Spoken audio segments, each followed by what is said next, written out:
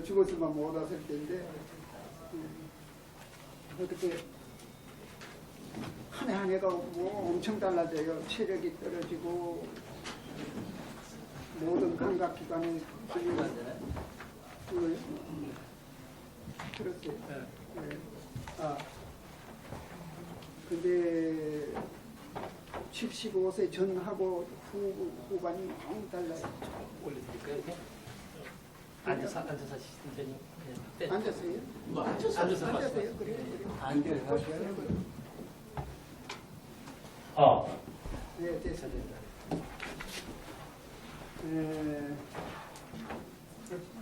딴소리 했는 게 아니고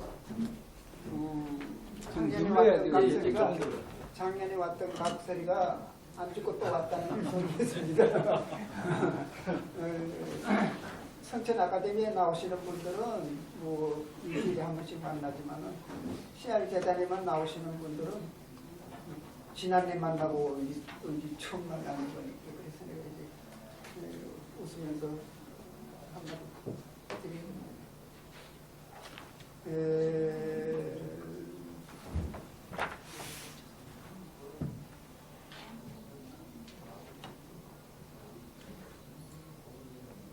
마침 저 CR 잡지가 나왔는데 제가 게을러 가지고 컴맹이 돼가지고 컴퓨터를 못 하거든요. 그래서 아예 그냥 원고를 보내줬더니 오국장님이 교정을 보느라고 애썼는데 꼭 두 군데만 틀렸어요. 소로로 갖다가 소조라고 했고 난사바닥하는 걸 갖다가 난사하다 꼭 그렇게 했어요.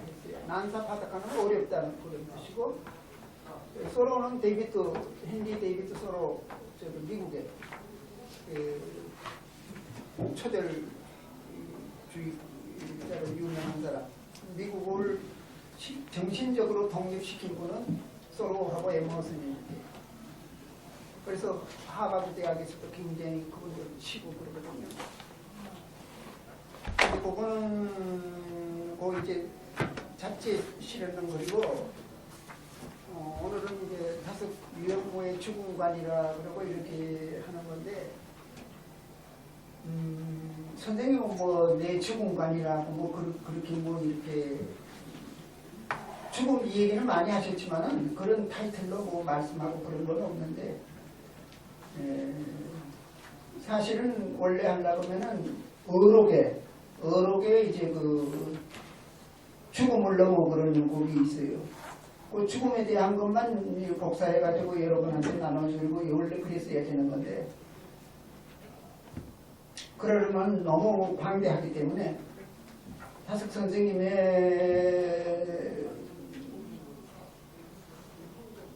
그 말씀 가운데 이런 말이 있어요. 죽음 공부는 마지막 공부요 최고의 공부다. 마지막 공부요 최고의 공부라는 거예요.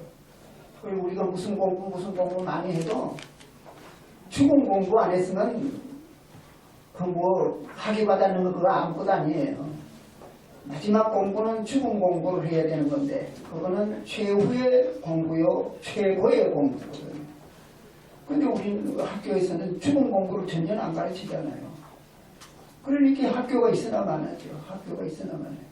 근데 간혹가다 이제 뭐 죽음학 하는 책도 쓰기도 하고 뭐 서양에서는 죽음 공부도 들어 가르치기도 하고 그런다 그러긴 그러는데 이 죽음 공부 안 가르치면 공부시켰다고 말할 수가 없어요. 그렇잖아요. 이 사람이라는 거는 요즘은 뭐 평균 연령이 높아져 가지고 뭐 80세가 뭐 평균 수명이 돼 있지만은 그렇다고 뭐 다 80년 사는 건 아니잖아요. 언제 죽을는지 모르는 거거든요. 삶과 죽음이라는 거는 종이의 앞면 뒷면하고 똑같아요. 삶이 있는 데는 반드시 죽음이 따라다니는 거지 나서 계속 가만히 있다가 죽을 때 죽는 게 딱 찾아오는 줄로 그렇게 하시면 그건 오산이거든요. 죽음과 삶은 전면과 후면으로 붙어가지고 다녀요. 그러니까 여러분들이 주무실 때도 죽음을 배고자 하는 거고 죽음을 덮고자 하는 거고 죽는 거 안에도 죽을 수 있어요. 죽으시다가 죽는 사람들이 얼마나 많은지. 그러니까 죽음 공부를 마지막 공부여 최고의 공부인 죽음 공부를 해야 된다는 겁니다. 그러니까 어떤 의미에서는 지금 대한민국의 교육은 틀려먹는 교육이거든요. 죽음 공부 가장 중요한 걸 안 가르치니까 그러면 어떻게 돼야 돼요? 재교육을 시켜야죠. 지금이라도 죽음 공부를 시켜야 되는 겁니다. 그래서 지금 그 죽음에 대한 지금도 뭐 죽음에 대한 뭐 책을 들어 뭐 쓰기도 하고 뭐 별로 보지는 못했는데 보니까 무슨 뭐 죽음에 대한 의례 뭐 죽을 때 뭐 재산을 어떻게 하는 거 뭐 그런 거 가르치면서 무슨 그 죽음 학이라고 그러면 그건 말이 안 되는 거예요. 그게 무슨 의식 공부지 그게 무슨 죽음 공부예요. 그게 진짜 죽음 공부는 선생님의 말씀은 처음부터 그래요. 내 이 얘기는 늙어가지고 죽을 때 필요하고 죽은 다음에 필요한 얘기라는 거예요. 선생님의 말씀이 어려운 게 그래서 그런 거예요. 그 선생님 당신도 그래요. 돈벌이 얘기나 하고 건강 얘기나 하면 사람들이 듣기 좋아가지고 사람들이 많이 오겠지만은 내 이 얘기는 죽을 때 필요한 얘기요. 죽은 다음에 필요한 얘기다 이거예요. 그러니까 듣기가 어렵다는 거지. 살라고 그러는 사람들한테 죽는 얘기를 한다 그러니까 그거 얼마나 핀트가 맞지를 않으니까요. 그래서 지금 여기 계시는 서정준 선생이 원래 뭐 내가 죽음에 대한 뭐 이제껏 썼는 게 죽음 얘기니까 그랬는데 서정준 선생이 날 보고 그러니까 가제목으로 이제 죽음의 철학이라는 책을 한번 써달라고 그래가지고 쓰게 되게 됐는데 지금 초고는 끝났어요. 초고를 쓰고 한 달 동안 여름 감기 몸살을 알아가지고 원래는 가을에 출판을 하려고 그랬는데 지금 이제 연말까지 되면 이제 탈고를 할 수 있을까 이제 그 정도가 됐어요. 이건 뭐 그런데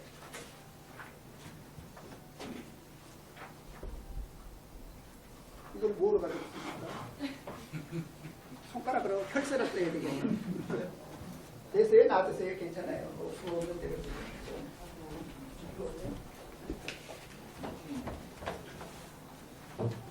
아, 거기 있구나. 내가 눈이 깊어가지고 밑에 있는 건 잘 안 보여요.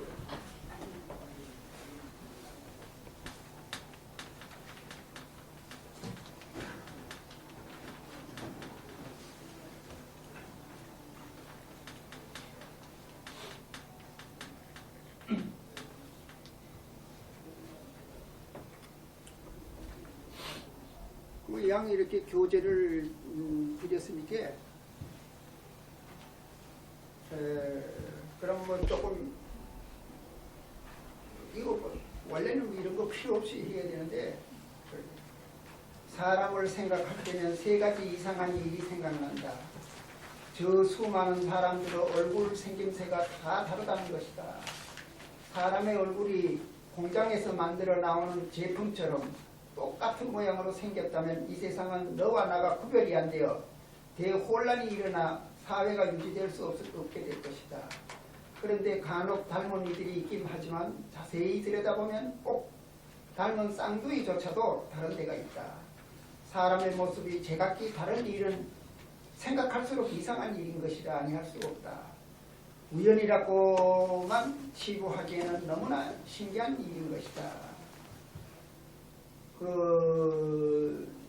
진시황 무덤에서 그 이제 토용이라는 게 나오니까 이렇게 군인들을 갖다 만들어놨는데 거기 그래도 굉장히 난 보지는 못했지만은 그 개성 있게 이렇게 전부 다 조금씩 다르게 했는 그런 재주가 있고 뭐 조금 보인다 그러는 소리를 들었는데 그 얼마나 다른지 그건 잘 모르는데 참 신기하잖아요. 우리가 요 있는 사람은 다 얼굴이 똑같아도 너나 구별이 안 돼가지고 혼란이 되게 혼란이 일어나죠. 근데 그거 그 60억 인구가 있으면 60억 인구가 다 조금씩 다른다고 하는 거는 그 이만한 저만한 제주 아니고는 그렇게 될 수가 없는데 그거야말로 하나님의 기적이 아닌가, 하나님의 섭리가 아닌가 그런 생각이 들어서 있는 것입니다. 다음에 이상한 일은 남자 여자의 수가 비슷하다는 것이다. 인위적으로 인구를 줄이면 인구 조작 국가라고 한다. 인구 조작을 하지 않으면 남녀 수는 반드시 비슷하다. 일부러 태아 감별을 해서 남자아이만 낳는다든가 전쟁이 일어나 전선에 나간 남자들이 많이 죽으면 남녀의 균형이 깨질 수가 있다. 이슬람을 창시한 무하마드가 지하드, 성전이라고 그랬죠. 성전이 전쟁 중에 성전이 어디 있습니까? 토익비들 이제 방어 전쟁은 인정을 했더라고요. 벌리고서부터 계속 전쟁을 벌여 남자들이 많이 죽었다. 가부들이 많이 생겨 문제가 되자 해결책으로 일부 다처 제도를 채택하였다.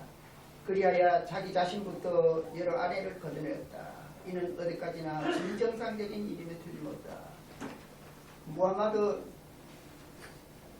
이게 이 사람들은 네 사람인가는 공식적으로 인정을 하잖아요. 과부들이 많으니까 해결책이 없으니까 그래서 그러는 거거든요.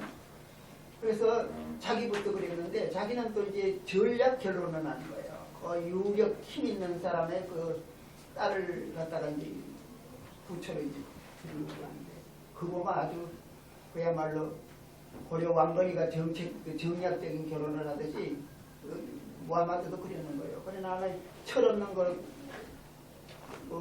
사춘기 애들 갖다가 아내로 들여놔나는 신통 부리는데 그거 달래느라고 아주 골탕을 먹었다는 거예요. 그 얼마나 웃기는 일입니까. 그렇게 예수님처럼 끝까지 그 무하마드도 처음에는 그랬어요. 무저항으로 나왔거든요. 그리고 만날 도망 댕기고 그랬는 건데 나중에 칼을 뽑아들고 그러면 그럼 이미 그 종교를 끝나는 거예요. 어떤 의미에서는 지금 이슬람 교에서는 내 이 소리 하면 깜짝 죽일 놈이라고 달려들는지는 몰라도 칼을 들어보부터는 이미 종교는 끝난 거예요. 종교의 생명은. 그건 하나의 정치지. 어떤 의미에서는 무하마드는 정치적으로는 성공해 있는 사람이에요.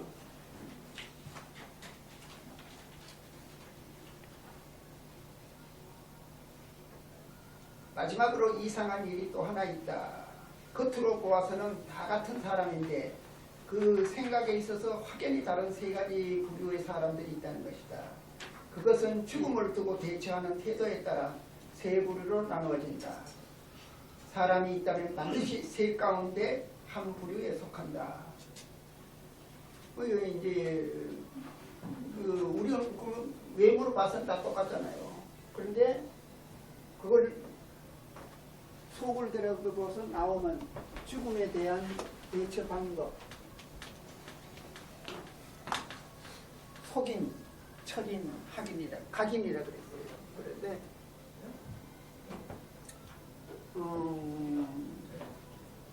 그래서 이제 하이데거에도 이런 이제 소리가 들린다고 마이크를 계속 들고 하시면 마이크를 들고 해야 되는데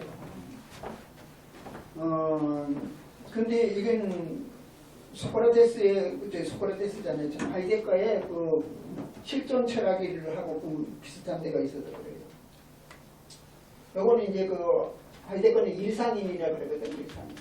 뭐냐 그러면 죽음은 도망가는 거예요. 죽음 소리도 안 들으려고 그러는 거. 죽음을 피하는 거예요. 죽음을 도망치는 사람들은 갖다가 일상인이라 그러는데 난 속인이라 그래요. 속인. 죽음이라 그러면 막 36개 도망치는 거예요. 안 죽으려고. 이제 여러분들 얼마 전에 신문에 그 기사 읽어보셨죠? 광주의 어느 동네에서 빌라를 이제 얻었는데 원래 이제 그 4층이야. 402호인데 그 사람이 4자가 싫어가지고 502호로 고쳐놓고 이사를 갖고 그러는데 그러니까 아예 502호라고 주민등록부 좀 신고를 해놨는데 이 집 주인이 부도를 내가지고 경매 처분을 당하게 생겼는데 거기 1,300만 원이 이제 그 보증금인데. 그러니까 원래는 이제 그 보증금은 그 금융보다 그 우선권이 있거든요.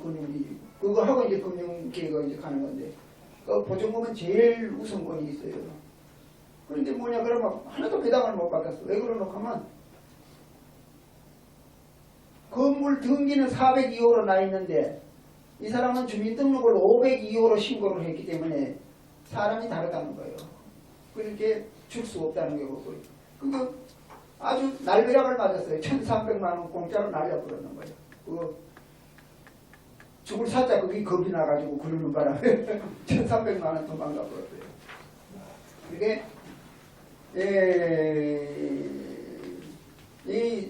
참 죽음이라는 한번 음식 이렇게 이 얘기를 하다 죽음 얘기하면 기분 나빠하잖아요. 밥 먹다가도 입맛 떨어진다고 왜 죽음 얘기하느냐고. 그 죽음을 피하는 거거든요. 그러고 옛날에도 상해 있으면 돌아서지 상해 아주 골라 그러지를 않아요. 그렇게 더 무시하는 거죠. 죽음이라는 건 아예 싫어하는 거예요. 그게 뭐냐 그러면 짐승들이 그래요. 짐승들은 죽음을 겁내가 죽음에서 도망은 치지만은 죽음에 대해서 생각은 안 하거든요. 그렇게 죽음에 대해서 생각을 안 하고 이렇게 이제 도망만 치는 사람은 짐승처럼 사는, 짐승의 본능으로 사는 거예요. 짐승처럼.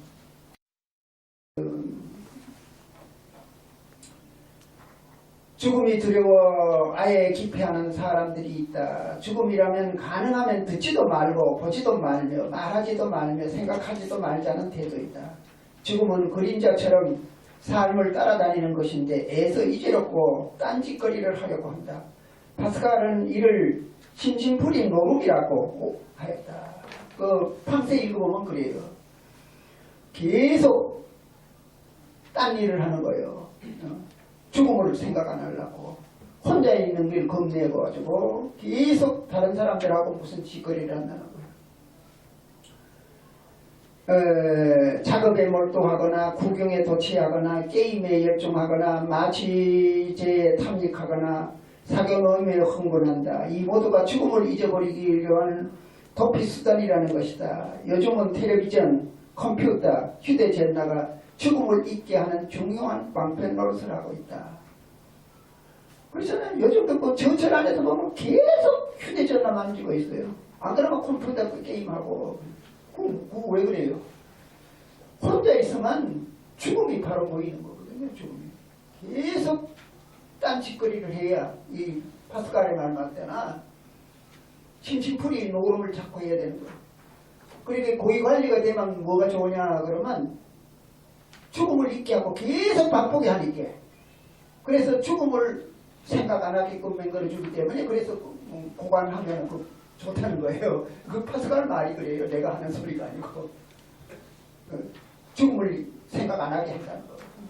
그래서 혼자 있으면 죽음하고 막 부딪히게 되니까. 그게 겁이 나서. 그래서 파스칼 말이 그래요. 도박하는 사람들한테 그러면 돈을 얼마나 따느냐. 그러면 그 돈을 줄 테니까 도박하지 말라고 하면 싫다 그런다는 거예요. 도박을 해야 재미가 있지, 잊어버리지. 그 돈을 위해서 그러는 게 아니라는 거거든요. 그렇게까지 파스칼이 예를 들었더니. 그렇게 요즘들 텔레비전, 컴퓨터, 휴대전화 그게 우리 죽음을 잊게 하는 아주 요새는 아마 상충사 좀 될 거예요. 그게. 그렇게 그거 많이 하는 사람은 철학할 필요가 없죠. 그렇잖아요. 맨날 그것만 만지고 있어야 되니까.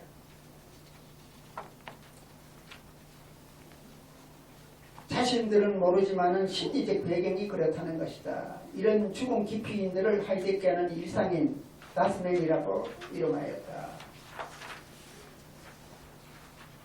세속인 곧 여느 사람이란 말이다. 그런데 다행인지 비극인지는 몰라도 죽음에서 도망치고 있는 이들이 거의 대부분의 사람이라는 것이다. 죽음을 깊이 생각하지 않고 도피하려고만 하는 것은 짐승들이 바로 그렇다. 짐승들은 죽음을 두려워하여 회피하려 하지만 죽음에 대하여 깊이 생각하지 않는다. 이렇게 말하면 나를 보고 짐승이란 말이냐고 불쾌하게 생각하는 사람들이 많을 것이다. 어떤 이들은 불쾌를 넘어 분노로 하는 이들도 있을 것이다. 그러나 죽음이라는 글자만 보고 도망치는 이들은 이 최고의 공부요 최고의 공부인 죽음 공부책을 사보지도 않을 것이다. 이 죽음 공부책을 읽으려는 이는 죽음이 두려워 도망치기만 하는 비겁아는 아니다. 이거 지금 내가 어느 글을 쓰고 있는데 새로 쓰기 힘드니까 그거라도 그냥 주십시오 하고 오복장님이 그래서 이거 지금 책 쓰고 있는 데 대한 걸 일부를 하나를 이제 잘라가지고 왔기 때문에 그리고 지금 이게 아주 퇴고를 많이 안 했기 때문에 뭐 잘못된 것도 있는 건 그건 양해해 주시기 바랍니다. 글 쓰느라고 바빠서 새로 글을 쓸 수가 없어가지고 이걸로 가져왔어요. 또 근본적으로 죽음에 대한 얘기니까 사람과 짐승의 다른 점은 거의 없다고 맹자도 인정하였다. 다시 말하면 사람도 짐승이란 말이다. 서로는 사람이 짐승보다 못하다고 하였다. 짐승이 사람보다 나은 것은 사실이지만 사람도 짐승이 아닌가. 비록 내가 사람들의 일상적인 삶과 이상적인 신성한 삶은 대비되어야 한다는 말을 한 적은 있지만 그렇다고 사람들이 비천한 삶과 일에 대한 연민을 표현하기를 게을리하지 않았다. 짐승이 사람보다 낫다고 그랬어요. 지금 그러면 아주 화낼 사람들이 짐승 같은 놈만 그래도 화낼 사람이 많을 텐데 짐승보다 못한 놈 하면 그야말로 화내겠죠. 그런데 한 예를 들어 말하면은요, 짐승들 세계에는 성범죄라는 게 없어요. 성범죄. 더구나 강간이니 뭐 이런 게 없어요. 그런데 우리나라만 해도 30분 만에 성범죄가 한 건씩 일어나요. 확실히 짐승보다 못하잖아요. 그렇잖아요. 짐승들은 강간이라는 게 없어요. 발정했는 앞놈만 건드리지 절대로 안 건드리거든요. 근데 왜 사람들은 더구나 유치원 애들, 초등학교 학생들에 대해서 성폭력을 행사한다는 것은 참 짐승보다 못하는데 그게 있을 수 없는 일이잖아요. 그렇잖아요. 아 요즘 돈 주면 색시들 많잖아요. 왜 그런 색시들한테 가지고 왜 책사산이 없는 그런 유치원 애들, 초등학생 애들을 왜 그렇게 건드려요? 공짜로 하려니까 그러죠. 공짜로 하려고 그래요. 그럼 대우를 받아서라도.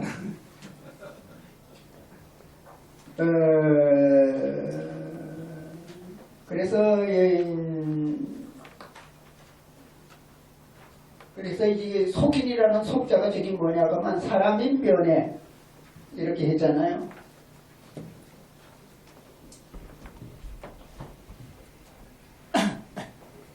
이게 뭐냐 그러면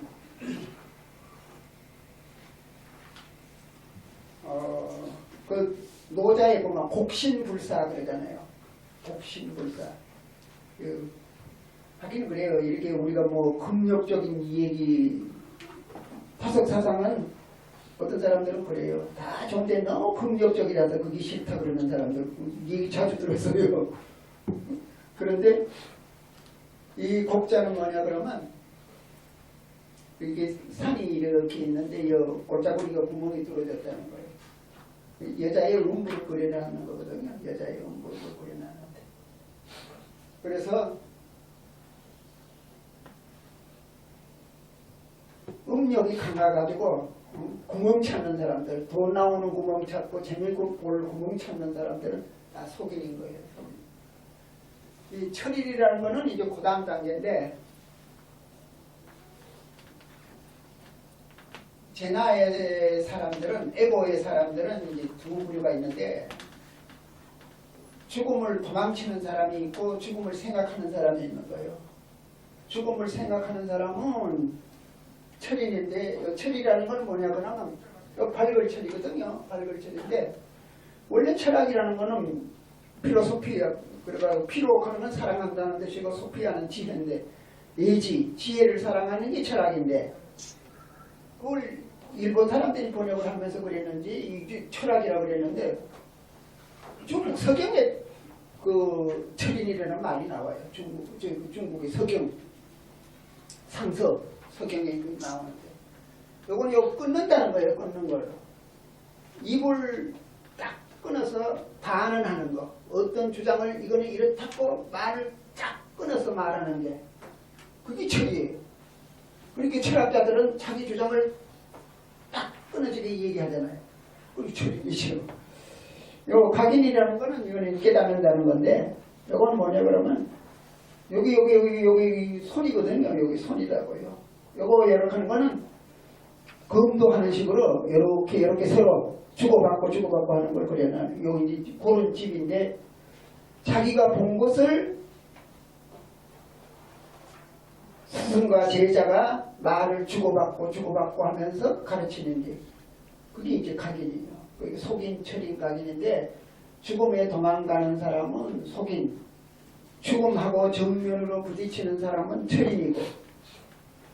철인이고 그 다음째는 죽음의 생사를 초월했는 사람들은 에고를 완전히 초월했는 사람들은 각인, 성인이라 그래도 되고 이제 그러는 건데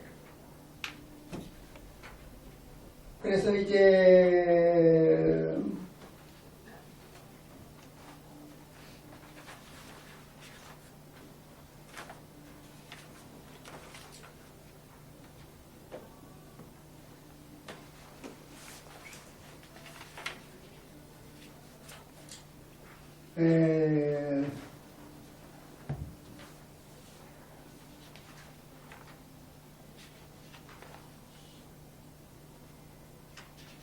그런데 이제 지금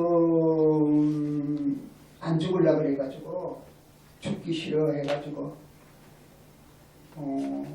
결국은 뭐까지 나왔나 그러면은 신선사상이 나와요. 불로장생한다 하는 신선사상이 나오는 건데 그 다음째는 뭐냐 그러면은 그건 다 그 몸에 대한 집착이에요. 몸이 난 줄 알고 안 죽으려 그러는 거에서 지금 뭐 의술이 발달되는 것도 안 죽으려 그러니까 뭐 미국의 어떤 사람은 그래요. 지금은 사제들이 의사가 산제들이라고 죽음을 연장시켜 주니까 의사들한테 매달린다는 거예요. 그렇게 의사들한테 돈 주고 수명을 조금 연장시킬 수 있잖아요. 그게 또 실질적이죠. 그런데 그 다음째는 이제 기독교의 부활 사상도 그것도 육체 부활 사상도 그것도 육체에 대한 몸나에 대한 집착이 그걸 만들어내는 거예요.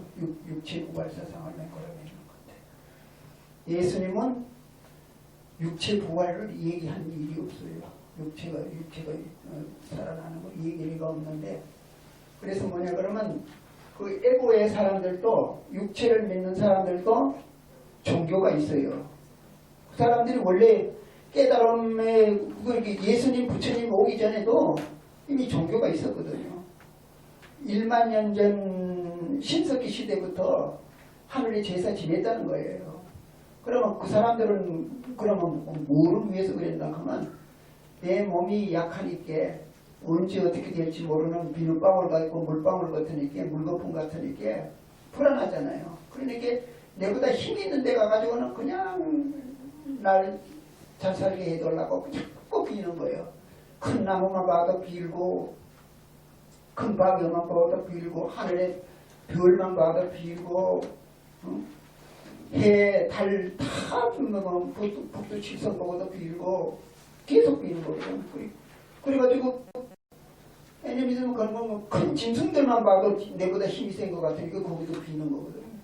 심지어는 냉정 천하대장군 막대기 같은 것도 갖다 세워놔고 거기도 그게 뭐냐 그러면 그 사람들은 뭐냐면 빌 때만 만들어 돌라는 거예요. 그 상대가 뭐 누구든가 관계가 없고. 근데 예수님이나 부처님은 깨달음의 신앙을 가르쳤는데도 어느 점에 그런 우상이 돼가지고 절받는 기복 신앙의 대상이 되어버리는 거예요. 부처님도 그렇고 예수님도 그렇고 그 기복신앙인들이 그렇게 만들어 버리는 거거든요.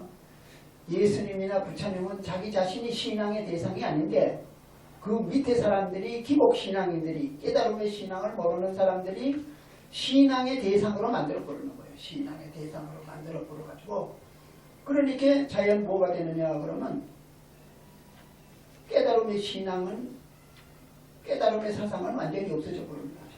완전히 없어져 버려요. 그건 불교나 기독교나 마찬가지예요.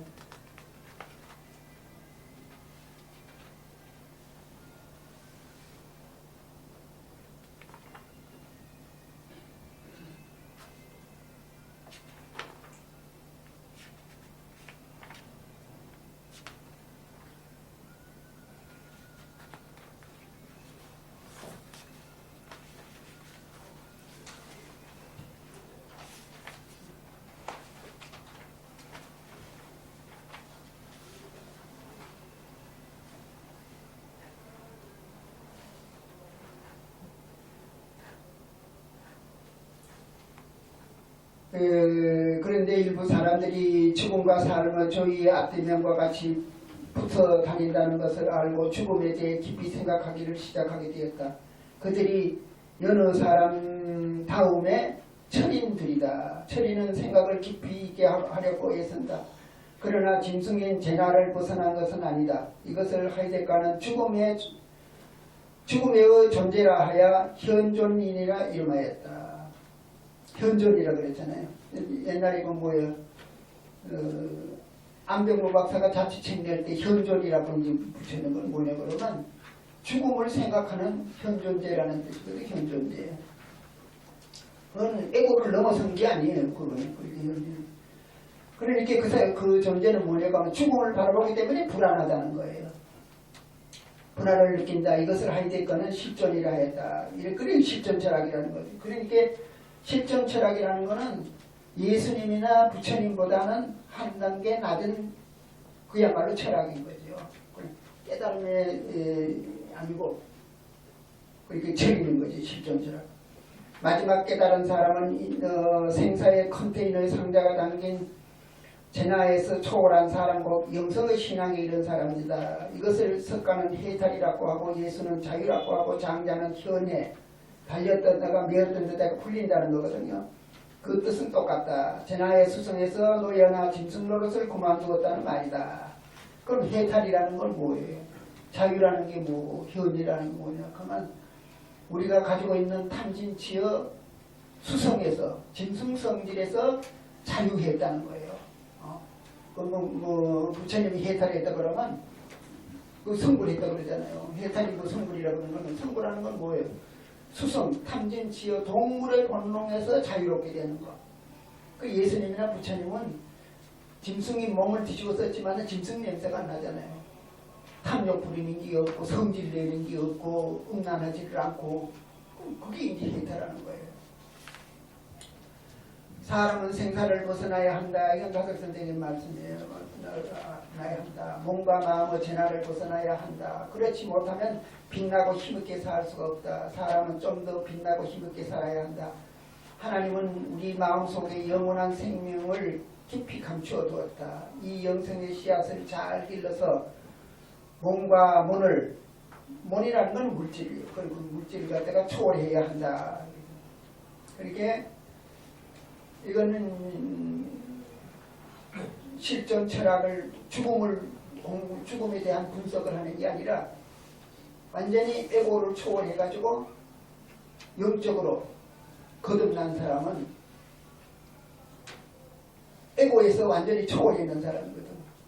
그러니까 얼라는 예수의 성령이고 석가의 불성이다. 이 얼라는 하나님의 생명이라 시작도 없고 마침도 없는 영원한 생명이다.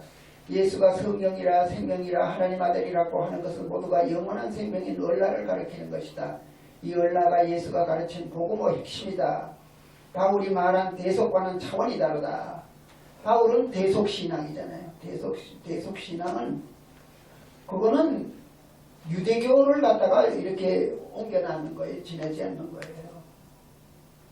그러니까 유대교는 그 모든 잘못을 갖다가 하나님한테 돌리기가 그러니까 죄악을 갖다가 하나님 여호와한테 돌리기가 못하니까 인간한테 뒤집어 씌우는 거예요.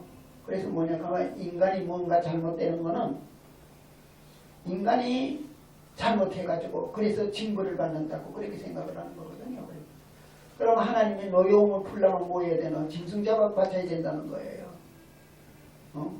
짐승 피비린내를 맡고 여호와 하나님이 기분이 좋아가지고 용서해 준다는 거거든요. 그렇게 피비린내 나는 짐승 못 봤지만 고소한 냄새라도 피워야 된다는 거거든요. 그게 유대교의 그 원리인데, 이게 그 바울은 뭐냐 그러면 그 제물 대신에 짐승이나 뭐 고소한 부침개나 말고 예수님을 갖다가 이제 제물로 이제 대신하는 거거든요. 예수님을 제물로 바쳐가지고 언제까지도 대속을 받았다 이거예요. 그렇게 하나님이 얼마나 정신없는 하나님이에요. 여러분들 갖다 뭐가 잘못했는 사람들이 누가 와가지고 여러분의 아들 하나 죽여가지고 갖다 바치면서 나를 죄 용서해 주려 그러면 착하다 하고 그러면 그 사람 죄 용서해 줄 거예요. 얼마나 웃기는 일이에요. 하나님이 사랑하는 하나님의 아들을 갖다가 잡아 죽여가지고 죄물 바쳤다고 하나님이 기분이 좋아가지고 언제까지도 다 속죄해 준다 하는 도구말을 맹글해도 좀 믿을 수 있는 걸 맹글해야지. 그 정신 나가는 하나님 아닌다 하면은 그건 있을 수 없는 일이잖아요. 그런 도구말을 맹글어가지고 2000년 동안 해왔는데 우리 뭐 이 선생님 날 보고 바울하고 화해를 하라 그러는데 화해가 될 수 있어요. 화해가 되지요. 그런데 우리 집이 그 수원에 사는데 거기에 바울교회라고 하는 교회가 있어요. 간판을 갖다가 아예 바울교회라고 해서. 그러니까 아예 이제 그러면 우리나라 기독교가 예수교라 그러지 말고 바울교라 그런다 그러면 그 가르치는 거 시비 걸기 뭐 있어요. 지금 해보고 달보고 절한다고 뭐가 왜 니 해보고 달보고 절하느냐 그 시비 걸 수 있습니까? 그러니까 아예 바울교라 그래놓고 대속신앙 믿는다 그러면 그거서 시비 못하죠. 누구 좋아서 믿는데 뭐 그러나. 예수 이름을 갖다가 걸어놔 놓고 대속신앙만 가르치고 있으니까 그 답답해서 하는 소리지. 사도 바울하고 사도 바울은 자기가 꼭 진심으로 믿는데 그 사도 바울 보고 뭐 시비 걸 게 뭐가 있습니까? 싸울 게 뭐가 있어요? 사도 바울은 바울 그대로 믿는 거고 난 나대로 믿는 거고 그러는데 예수 이름을 갖다가 걸어놔 놓고 예수의 사상은 안 가르치고 자꾸 바울 신앙만 가르치면서 예수는 가오마당으로 맹걸어놔 놓고 병신을 만들고 있으니까 그걸 지적할 뿐이지 그 신앙은 자유인데 그 계속신앙은 나쁘다고 그럴 것도 없는 거거든요. 그거 좋아서 믿는 사람은 거기에서 안심임명을 얻는다면 계속신앙 믿는다고 보고 시비갈 볼 까닭이 없어요. 내가 그렇게 한가한 사람이 아니에요. 예수의 사상은 그런 게 아니다는 걸 밝힐 뿐이지. 그래서 이제 그 영적으로 이제 그 거듭난다는 거는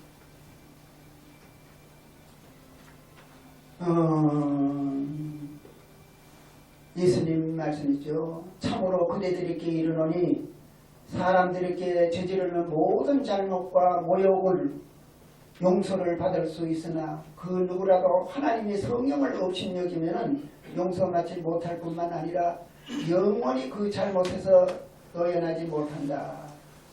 마가복음 3장 28절 29절이라고. 꼭 있잖아요. 다른 죄에 대해서 여기 이제 뭐냐 하면 인자라 그러면 예수님만 말하잖아요. 근데 마가복음 3장 28절에는 인자에 대한 복수가 나오는 거예요. 인자들이라 하는 말이 나오기 때문에 그 이제 눈 밝은 사람은 인자가 그러면 예수님의 전용어가 아니라는 걸 딱 캐치해가지고 말하는 사람이 있어요. 요게 인자들이라는 게 이제 나오거든요. 인자들이라는 말이고 마가복음 거기에서 나와요.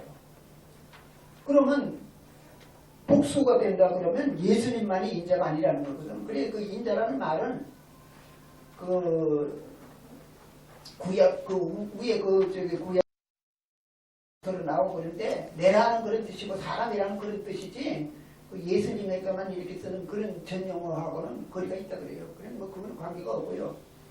그래서 뭐냐 그러면 예수님이 여기 뭐라 그러면 다른 거는 전부 다 용서를 받는데 성령을 모독하는 거는 그건 용서받지 못한다.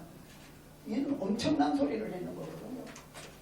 그런데 기독교 2000년 동안에 뭐 했나 하면 성령을 무시했는 거예요. 성령을 영적인 나를 갖다가 무시하고 안 가르쳤어요. 영성신앙에 대해서 완전히 입 다물게 맹거를 안 하고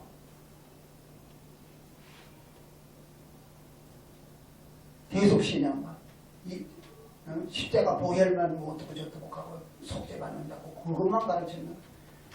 그러니까 그래 2000년 동안 기독교가 영적인 나를 갖다가 완전히 무시했다는 거예요. 그건 용서받을 수 없는 거예요. 예수님의 논리로 얘기할 것 같으면. 그렇잖아요. 예수님은 분명히 말을 했는 거예요. 다른 건 다 용서받는데 성령을 무시하는 거예요. 성령을 무시하면 구원을 못 받는다 그러는데 2000년 동안 기독교는 성령을 무시를 했어. 성령에 대해 영성신앙을 공부하면 이단으로 쳐다내가 죽였어요.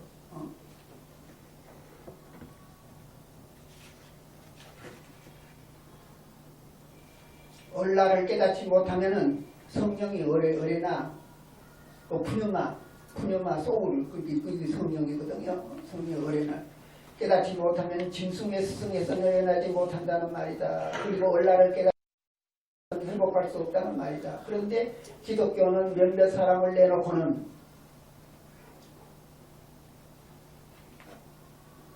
에코하르트 같은 이런 영성신앙인들은 전부 다 이단으로 몰아붙이고 지금 정양무 신부님이 그러는데 에코하르트를 갖다가 이제 복권시키려고 그런다 그러더라고요. 세상이 달라지기는 많이 달라지는 거죠.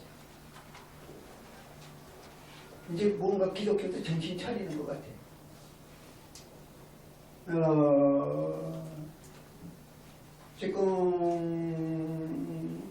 13일날 대전에서 오는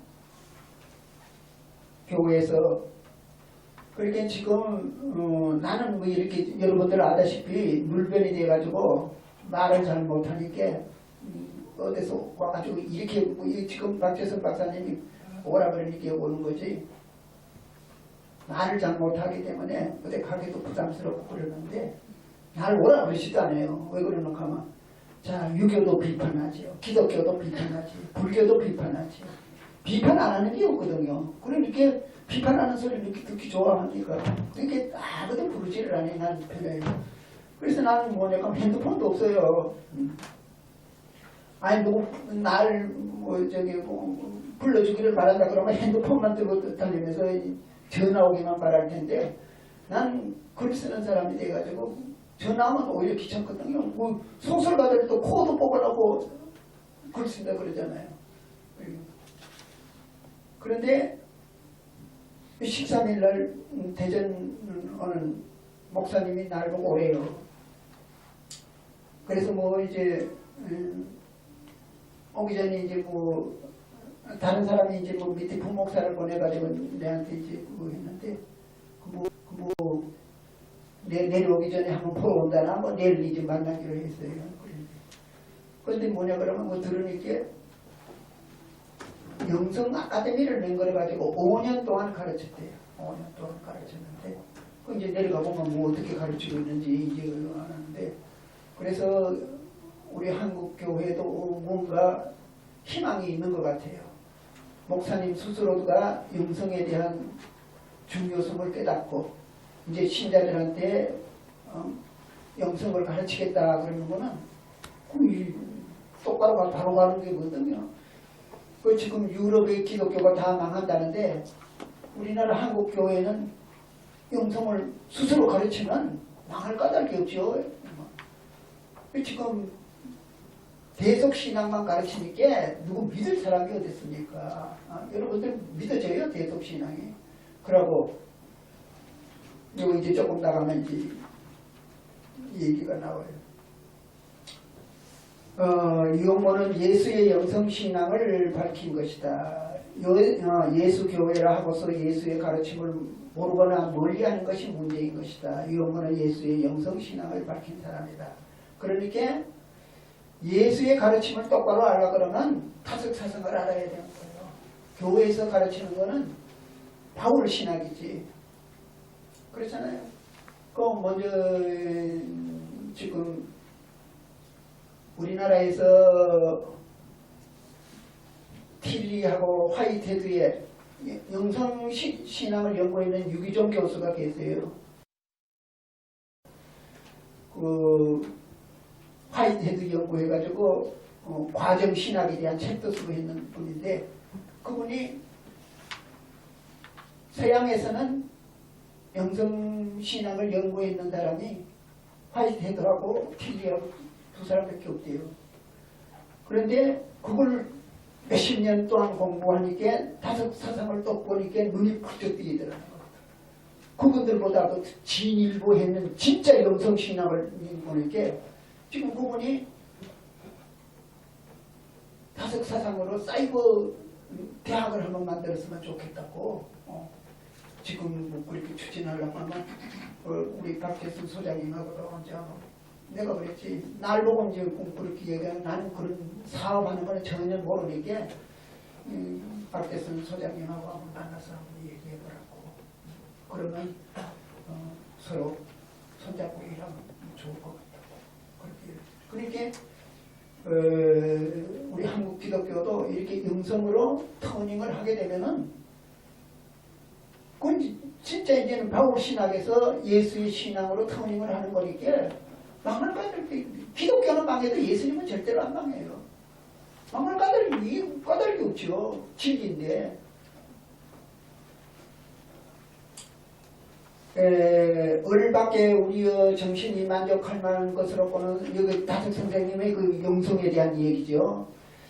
을밖에 우리의 정신이 만족할 만한 것이라고는 상대 세계에는 없다. 그게 성경 말이에요. 그러므로 상대 세계에 한론 팔결이 없다. 그래 음무소주의 생기심이다. 이거 금강경에 나오는 말이죠. 이 상대 세계에서는 마음 붙일 데가 없다는 것은 참 좋은 말이다. 그리하여 이 상대 세계에 머무르지 않는 참나인 을의 마음을 내라는 것이다. 음무소주의 생기심 말 한마디면 잘 알면 해탈할 수 있고 구원받을 지경에 갈 수 있다. 그리고 음무소주의 생기면 이 땅에 생심을 하지 말라. 이 상대 세계에 이 머무르고 있는데 생심을 하지 말, 마음을 내지 말자는 거예요. 그렇게 땅에 상대 세계에 집착을 하지 말자 그거거든요. 그렇게 이 땅 위에서 좋은 게 있다고 하면 성령밖에 없다 이거요. 그런 영성신앙이 어디 있습니까? 경리를 표할 수 있는 인격은 하나님 아버지와 교통할 수 있는 아들의 자격을 갖추겠다는 데 있다. 이제 이 시간에 우리는 아버지하고 교통이 되었는지 알 수 없다. 그렇게 하기 위한 오늘 이 시간이었다. 피와 살을 가진 짐승인 우리가 개나 돼지와 다른 것은 하나님하고 교통하는 을을 가졌다는 것밖에 없다. 오늘 이게 이제 영성신앙인 거예요. 그렇잖아요. 예수는 오늘의 개인적인 필수품이 된 컴퓨터, 휴대폰을 못 만져본 사람이다. 고급 승용차나 제트 비행기를 못 타본 사람이다. 오늘날 우리에게 비기는 거의 원시인에 가까운 생활을 하였다. 문명의 이기에 먼 시골 사람을 오심 여기는 버릇으로 예수를 본다면 형편없는 사람이다. 그런데 예수는 오늘날에 우리가 깜짝깜짝 놀랄 말씀을 하였으니 으스대는 우리의 얼굴이 붉어질 수밖에 없을 것이다. 너희는 아래에서 났고 나는 위에서 났으며 너희는 이 세상에 속하였고 나는 이 세상에 속하지 아니하였느니라. 요한복음 8장 23절. 예수가 말하기를 나는 위에서 왔다고 하고 하늘에서 왔다니 하늘에서 우박 떨어지실 때 하늘에서 떨어졌단 말인가? 아니다. 예수가 말하는 위란 곧 어리신 하나님이다. 아래라는 몸뚱이 지닌 어버이를 말한 것이다. 예수가 깨달은 언란은 하나님의 생명으로 하나님께서 주신 것이다. 그러니 위에서 났다는 말이 옳다. 다른 이들은 언라로 손난이가 아닌 제나라 어버이 사이에서 태어났으니 아래서 난 것이다. 말할 것 없이 예수의 몸나는 어버이에게서 났으니 아래서 났다. 옛날에 그랬다는 거예요. 난 어디서 나느냐고 태어나느냐고 엄마 아버지 때 물으니까 넌 다리 밑에서 주워왔다 그랬대요. 그러면 아이가 굉장히 비통해한대요. 그런데 냉저 그 유달리 선생님은 냉저 쓰고 그 엄마의 두 다리 사이에서 주웠다는 말인데 저 다리인 줄 알고 애들이 깜짝 놀랐다는 그런 얘기. 엄마의 다리 사이에서 우리가 낳잖아요. 그건 아래서 낳는 거지. 어머니의 화문에서 태어났으니까. 예수는 다시 한번 니고데모에게 말하였다. 이거는 이제 그 요한복음 내가 둘이 보구만. 예수가 니고데모에게 한 말과 일치한다. 너희 이르노니 사람이 거듭나지 아니하면 하나님 나라를 볼 수 없느니라. 거듭난다는 말은 원어 그대로 옮기면 위로부터 나다. 아노세니 그렇게 from above 그러니까 위로부터 났다.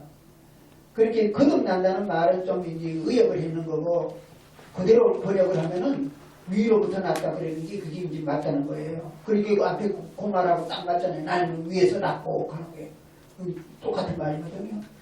이건 다섯 선생님 말씀인데 예수는 찾아온 유대관인 니고데모에게 그가 알고자 하는 표적, 이적에 대해서는 말 않고 얼라로 거듭나라고 하였다. 거듭나다는 우로부터 오는 얼라로 손나라는 뜻이다.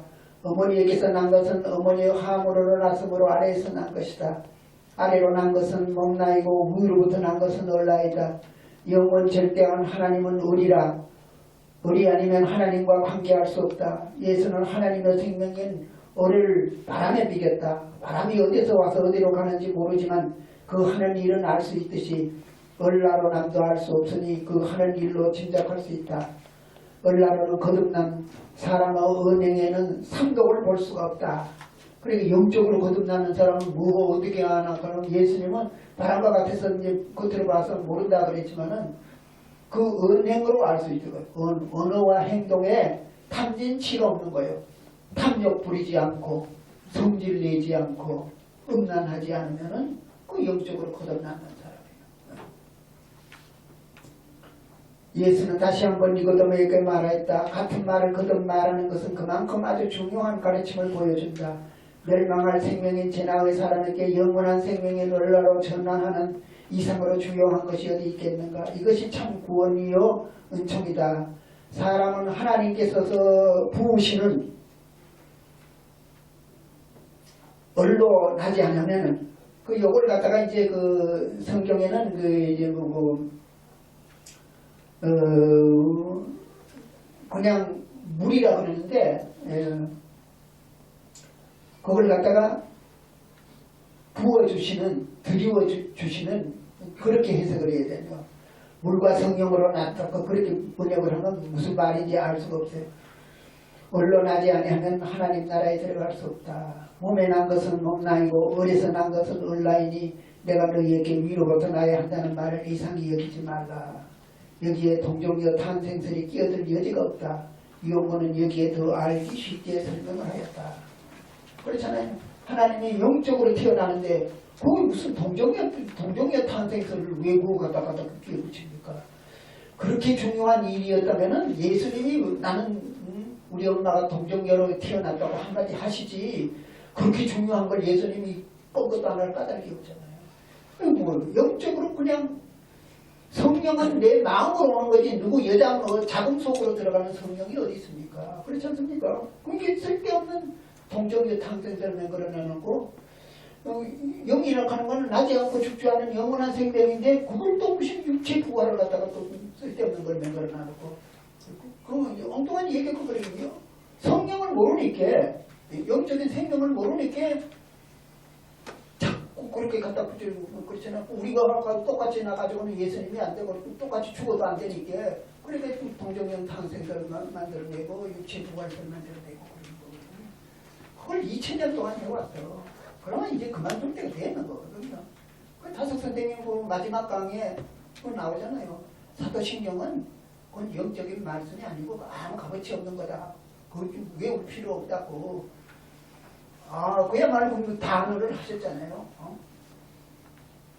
그런데 그 다섯 마지막 강의를 목사님들도 많이 읽은 것 같아요. 그리고 한 5,000부가 지금 나가고 있으니까. 그럼 옛날 같았으면 유영업, 박용원은 2단이 돼가지고 벌써 이제 매를 맞아도 실컷 맞고 욕을 먹어도 실컷 먹었을 텐데 전화로 욕하는 거에 뭐 누구 어떻게 말릴 수가 있습니까? 근데 욕하는 사람이 없어요. 그 세상이 얼마나 달라졌다는 걸 우리가 알 수가 있습니다. 그러니까 내가 여기서 이 얘기를 할 수가 있지.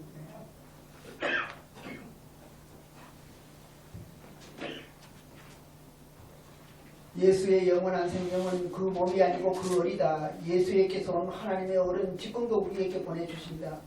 우리의 삶의 토대가 그리스도이다. 그리스도라기보다는 성령이라고 하는 것이 이해하기가 더 낫다. 우리는 하나님의 어를 받을 수 있고 을이 임할 수 있다고 본다. 하나님의 을이 우리의 한 줄기 생명을 유지하여 주는 것이 아니겠는가. 전하에서 을나로 솟나는 것이 예수의 가르친 생명 부활이다. 예수는 육체 부활을 가르친 일이 없다. 그런 거짓을 가르친 예수가 아니다. 예수는 제나로 죽고 을나로 솟나는 것을 생명 옮김이라고 말하였다.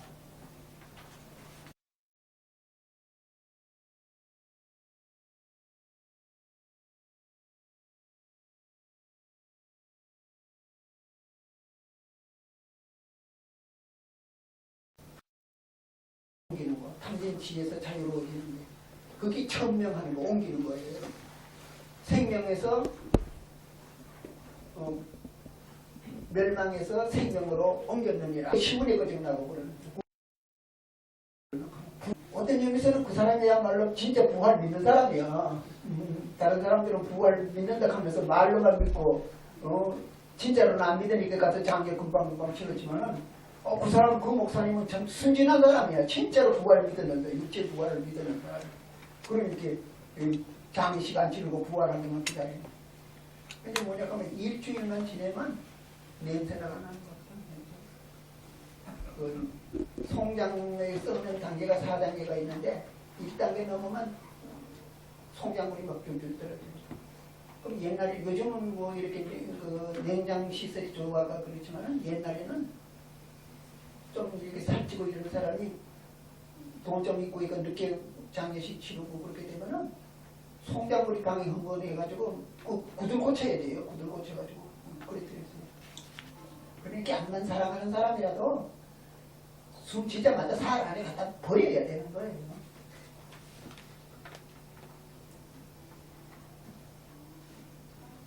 내 말을 듣고서 내게 보내신 을나를 깨달아 믿는 이는 영원한 생명을 얻어 죽음에 이르지 아니하나니 죽음의 몸나에서 영원한 생명의 을나로 옮겼느니라. 거기이지 그건. 요한복음 5장 24절이잖아요. 내가 이거 도서 낮은 안경을 껴가지고 그렇게 거기 부활의 뜻이에요. 죽음의 몸나에서 영원한 생명의 을나로. 그런데 내가 이건 뜯어 고쳐서 그렇지 멸망에서 생명으로 옮겼느니라고 그렇게 돼 있어요. 성경에는. 그런데 그게 원뜻은 그런 거라고 내가 의역을 해요. 신앙인에게도 기도가 가장 중요하다. 그저 삶을 생각하는 것은 사색이라면 하나님을 생각하는 것이 기도이다. 하나님 아버지와 을로 교통하는 것이 기도이다. 예수는 사마리아 여인에게 예배에 대해서 이렇게 가르쳤다. 아버지께 참으로 예배하는 자들은 신령과 진정으로 예배할 때가 오나니 곧 이때라. 아버지께서는 이렇게 자기에게 예배하는 자들을 찾으시느니라. 하나님은 영신이 예배하는 자가 신령과 진정으로 예배할지니라. 그런데 이게 신령과 진정으로 예배하는 걸 기도하는 건 거거든요. 신령과 진정이라는 말은 이건 그 공동 번역에는 조금 더 잘 되는데 이게 잘못 번역해 있는 거거든요. 어레나와 진리예요. 분유만은 얼라고 진정이라고 하는 건 아레세이아 진리라는 뜻이거든요.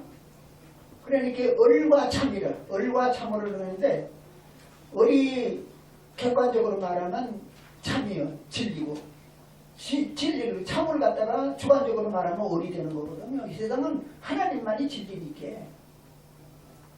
그렇게 되는 건데 이걸 보고 왜 신령과 진정이라 그래서 무슨 뜻인지도 알지도 못하게 이렇게 번역을 했는지 모르겠어요. 그게 왜 그러냐 하면 얼을 모르기 때문에 다 이렇게 옛날 사람이나 이제 사람이나 그러는 거거든. 그래서 이 공동번역에도 무슨 영적으로 뭐 어떠고 저쩌고 거기다가 뭐 점을 왜 갖다 붙여요? 영이지 그렇잖아요. 그럼 왜 그러고 하면 지금 다 성경 번역하면 기독교계에서도 아주 유식한 사람들이 번역을 할 것 아닙니까? 그런데도 영에 대한 정확한 개념이 없으니까 영적으로 어떻게 저쩌고 공동번역에서 그래놨어요. 말도 안 되는 소리예요. 얼이에요. 얼로 예배를 드려야 된다.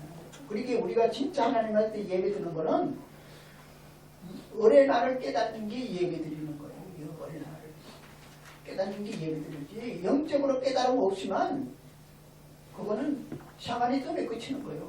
그냥 복 달라는 소리니까 샤머니즘에 끝나는 거지. 그렇게 요즘들 그 오강남 교수하고 그거 뭐가 있잖아요. 표청 신앙이니 표청 종교니 신청 종교니 하는 거.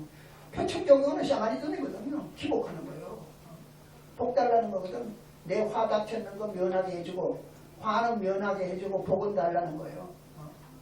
그 행복이라는 게 짐승들이 이제 바라는 게 뭐냐 그러면 행복이거든요. 짐승들은 그냥 여행을 바라는 거예요. 다행을 바라고. 그래서 안 죽었으면 좋겠다. 오래 살았으면 좋겠다. 그거밖에 없으니까. 그렇게 기복신앙을. 그러니까 우리나라의 뭐 인구가 반 넘게 뭐 종교인이라 그랬지만은 뭐 기독교나 불교나 다 때려 훔쳐가지고 진짜 신앙인은 몇천 명도 안 될 거예요. 전부 다 기복신앙이에요. 그 경제에서 뭐 법을 거품 경제라고 그러잖아요. 거품. 지금 우리나라 종교인들은 많기는 많은데 전부 다 거품이요. 거품. 여기에서 신령과 진정이라고 옮긴 것은 그 뜻을 애매하게 만들어버렸다. 신령은 어리고 영어로 하면 스피릿이고 그리스어는 분명하고 이다. 그리고 진정은 참 레세이어 트루스로 옮겨야 한다.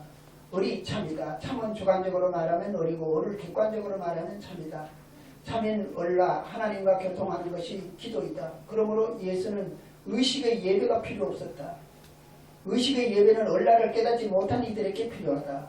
그러나 빨리 얼라를 깨닫도록 가르쳐야 한다. 예수가 기도는 골방에서 혼자 해야 한다는 것은 얼로 교통하는 기도를 하라는 가르침일 것이다. 의식적인 예배는 하는 척 하게 하는 것에 머물기 쉽기 때문이다. 영어는 이렇게 말했다. 엉큼이라고 한 것은 얼이 크다는 뜻이다. 마하트마 간디에게 타고르가 붙여준 마하트마가 바로 얼이 크다는 뜻이다. 아트마가 얼이거든요. 마하가 크다는 뜻이고 마하트마는 얼이 크다는 거예요. 그 우리말에 엉큼이라는 거거든요. 곧 엉큼한 사람이다. 우리말로 엉큼하다는 말은 좋은 뜻으로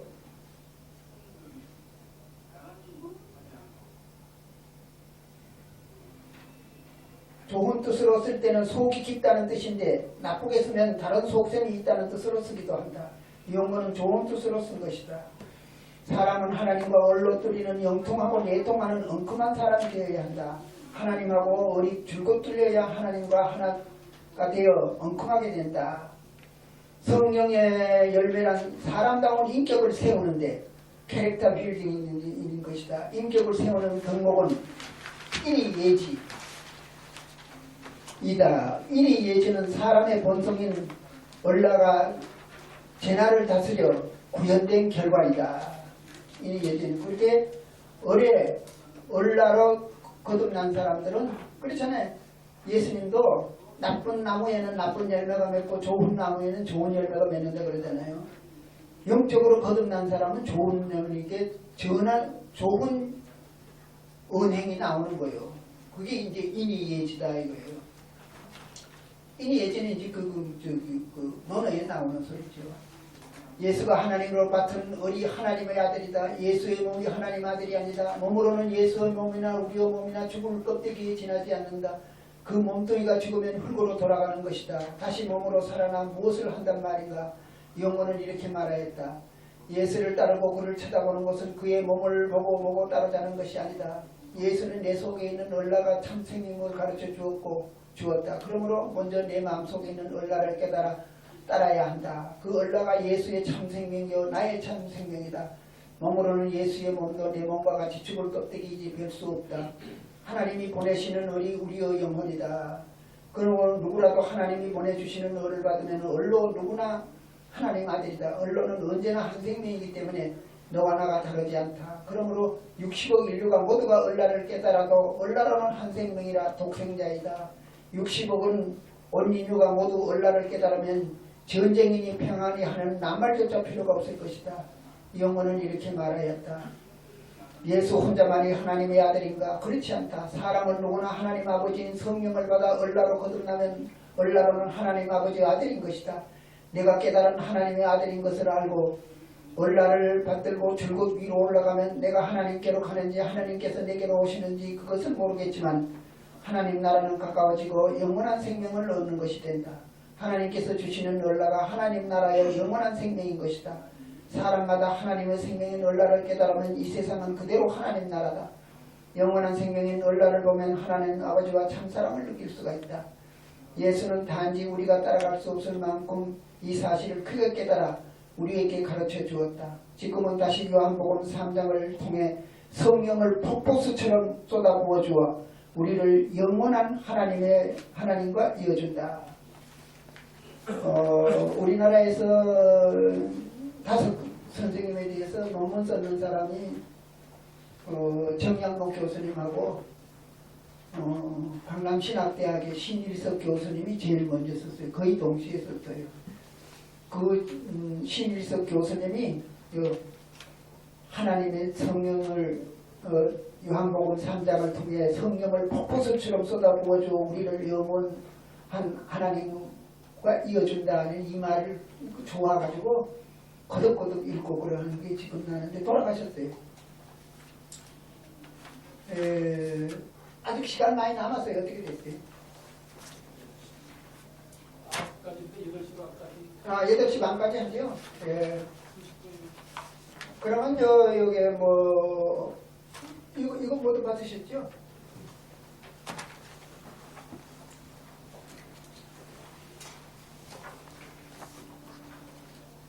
내가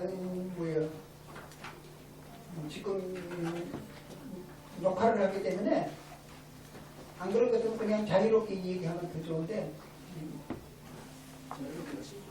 예? 이렇게 하세요.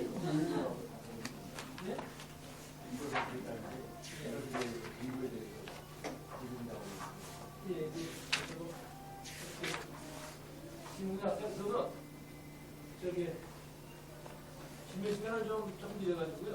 지금 질문하실 때 그러세요. 예. 그러면 여기에 있어요. 오자가 2군데가 있어요. 오자가 여기 치아 여기에서 내가 썼는 게 여기 보니까 올바른 삶과 행복 여기 이제 2군데가 있는데 그게 소로를 갖다가 소조라 그랬고 난사바닥 하는 걸 갖다 난사하다 그랬는 거 그것만 기억하시면 돼요. 다시 한번 알려주시겠습니까? 소로를 갖다가 소조라 그랬고 몇 페이지 오른쪽 몇 페이지입니까? 8쪽. 8쪽에 네. 몇 페이지? 그러면 위에서부터 5째 제일 끝에 소조라고 되어 있잖아요. 5조 가지고 소로. 서로 미국의 소로 헨리 데이비드 소로고 그 다음 이제는 거기서부터 하나 둘 셋 넷 다섯 여섯 7의 줄에 내려와가지고 난사하고 그랬잖아요. 난사하고가 난사하고 난사 어렵다는 거 난사하고 이게 내가 컴퓨터가 없어가지고 이메일로 보내줬으면 이런 일이 없는데 그냥 원고를 그야말로 난사하게 썼는 글을 보내줘가지고 꼬국장님이 아주 친으라고 애쓰시는데 그거 하나만은 완전히 난사